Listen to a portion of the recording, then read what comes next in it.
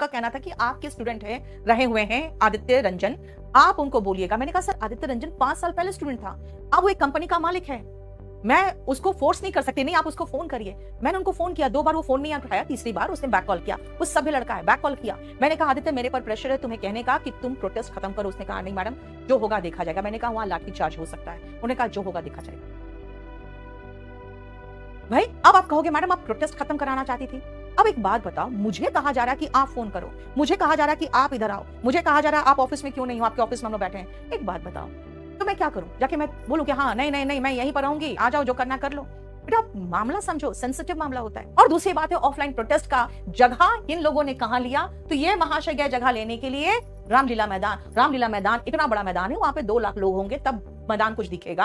आप वहां पे 1500-1600 लेके बच्चों को, ठीक है बच्चे सुबह थे 5000, लेकिन शाम होते होते जब सब बच्चों को पता चलने लगा कि अरे 5 बजे तक ही है परमिशन, ऐसे कैसे? अब बच्चे भटक रहे थे पूरी रात, उन लोगों को प्रॉब्लम था कि भाई हम लोग रहे कहाँ, खाने का कहाँ अरेंजमेंट है। आप 7-8 लोगों को ऑनलाइन ऑन माइक आके बोल दिया आपने कि हाँ मेरे घर चलो। आप नहीं संभाल सकते उतने को, खाली 4-5 लोग नहीं है वहां पे। कम से कम कल मुझे 100 से ऊपर बच्चे ऐसे भटकते हुए दिखे जिनको समझ में नहीं आ रहा था कि हम किस फुटपाथ पे सोएं।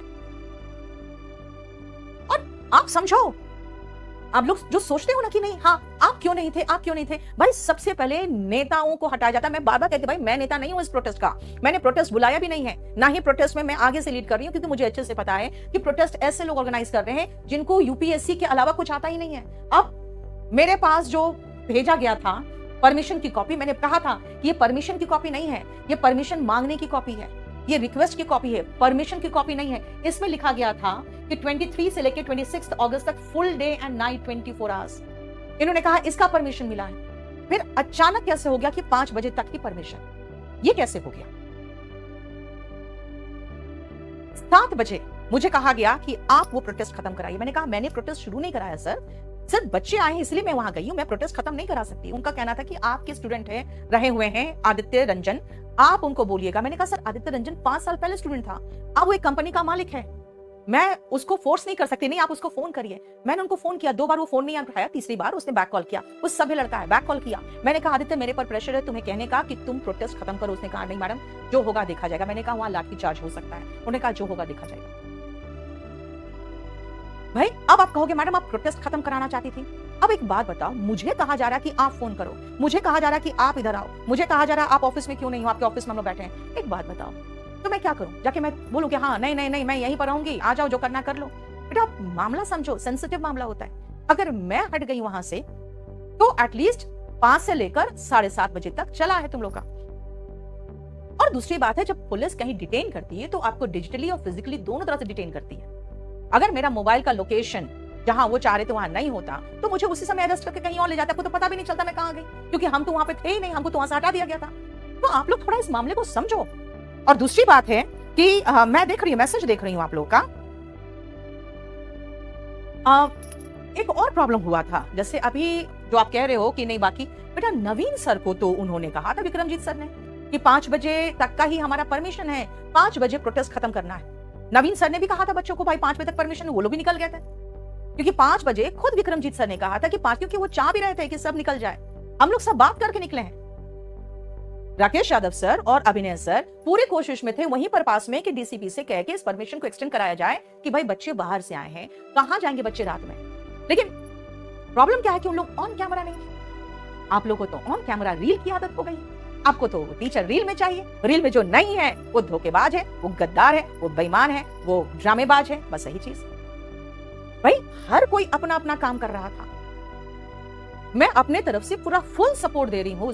कल भी आपने देखा होगा मैं काफी देर तक वहां थी, लेकिन आप समझिए कि हर चीज को बहुत ज्यादा हाईलाइट करके सबका ड्रामा, सबको ये है, सबको ये है। अब एक बात बताओ, जब आज का परमिशन था और कल 5 बजे तक ही था, तो कल 5 बजे खत्म करके अगर आप परमिशन लेके बैठे हो, तो हम लोग तो बिना परमिशन के बैठे थे 2017 में, हमें तो किसी से मतलब ही नहीं था, कोई परमिशन दे ना दे कुछ नहीं, हम लोग तो सड़क पे बैठे थे, वो भी एसएससी ऑफिस के सामने बैठे हुए थे लोधी रोड में। अगर आपने परमिशन लिया था तो फिर आप देखते कि आपके पास बच्चे कम हो गए हैं। शाम 5 बजे 6 बजे के बाद वहां बच्चे बहुत कम थे, वहां तो ढंग से लाठीचार्ज करने की जरूरत नहीं पड़ी, उन्होंने उठा उठा के फेंका, पूरा सब तितर बितर हो गया।